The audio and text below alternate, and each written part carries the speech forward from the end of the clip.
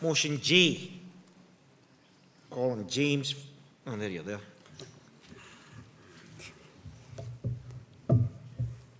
I didn't have time to print this out, so excuse me while I get this up. Right, come on, all right, behave. Right. One of the things I really hope that you will support this motion, folks, an extension of the exams. Asked a number of kind of questions starting to rattle around my head. You know, what was the purpose of lengthening the exams? Been informed that this is due to the removal of the US, right? And to allow the exam to retain its SCQF level 5. I believe the only way that it could have done that was to ask more questions. Right? A teacher will teach the learning outcomes, a pupil will learn them, the exam examines them, all the learning outcomes, is it some of the learning outcomes? So it was this kind of debate, question in my head, what's the purpose of an exam? Is it to ask a question of every single learning outcome? Is it not? So the other thing I suppose picking up from what the Minister was saying this morning, what is its relevance to the pupil's journey? Does it enhance it? The number of things there. So I started to dig around. I thought, right, okay, how does this compare? If I look at SQA data on SCQF levels, and we start to compare that with, let's think, Intermediate 2, a 2-hour exam. However, SCQF level 5, standard grade credit. That was an hour and a half. Right? Now, I hear you argue, oh, but wait a minute, we sent them into the general exam or the foundation exam. That was maybe our little insecurities, just in case they didn't get the higher level, we put them in for the lower level, but they could choose to go into the credit exam and only do the credit exam. That was SCQF level 5. Right? Then I thought, oh, I wonder what the GCSE is doing. Now, sorry, I should say at this point, I'm only focusing on National 5. Please bear in mind, next year, higher exams get increased. Right? Do they increase the exam time when we get to advanced higher as well?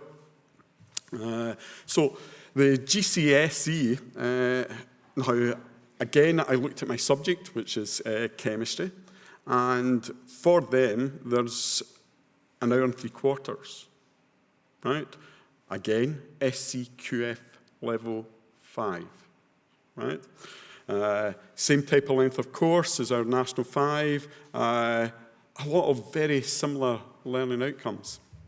I'm kind of hearing an argument in my head just now, I'm comparing oranges with lemons or some kind of argument like that. However, you know, one of the impacts now when we start to look at this idea of closing the gap, right, we have got ASN pupils.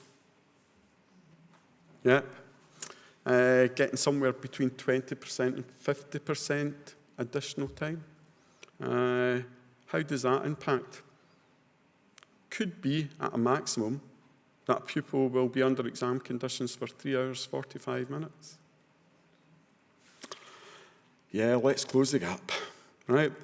This, you know, it does hit some of our most vulnerable. Several other consequences to this.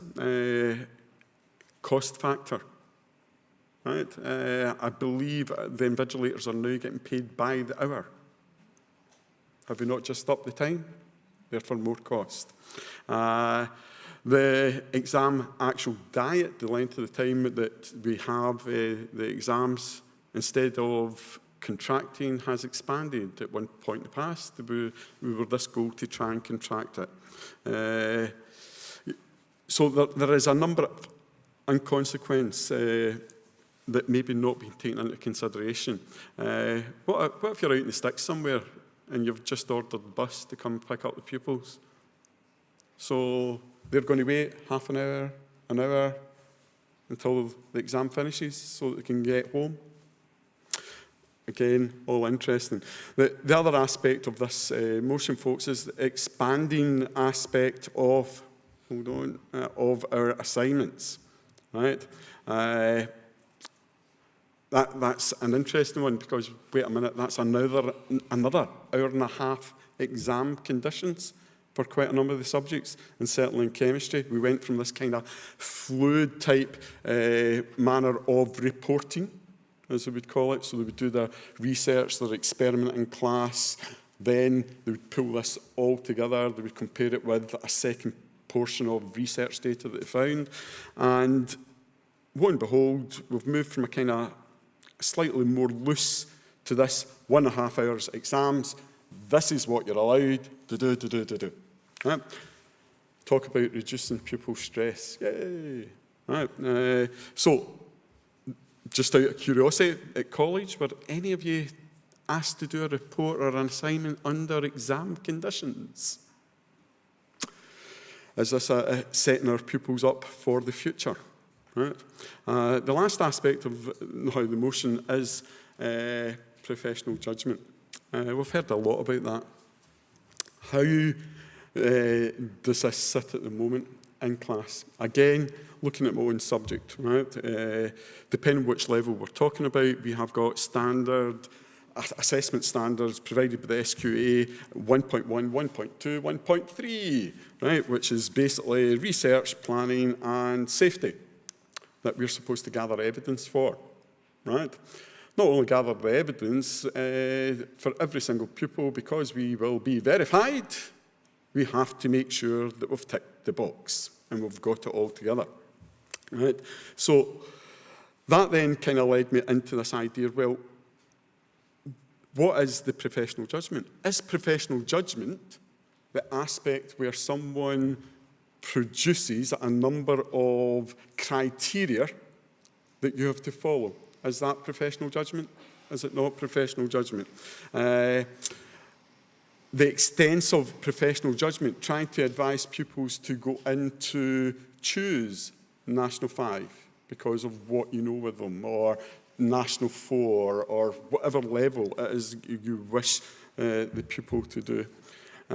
So what is it they're wanting us to do now with this professional judgment?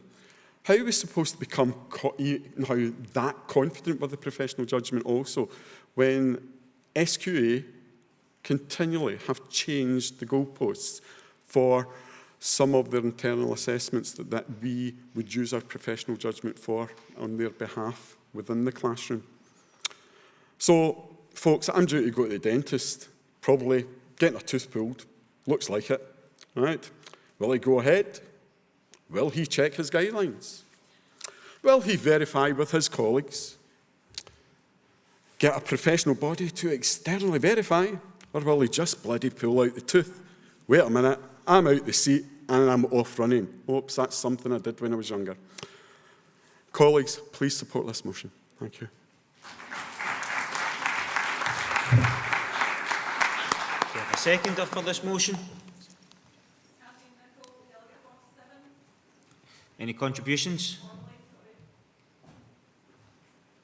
Move to the vote. All those in favour? Against? Abstaining? 1. 2. Carried name con.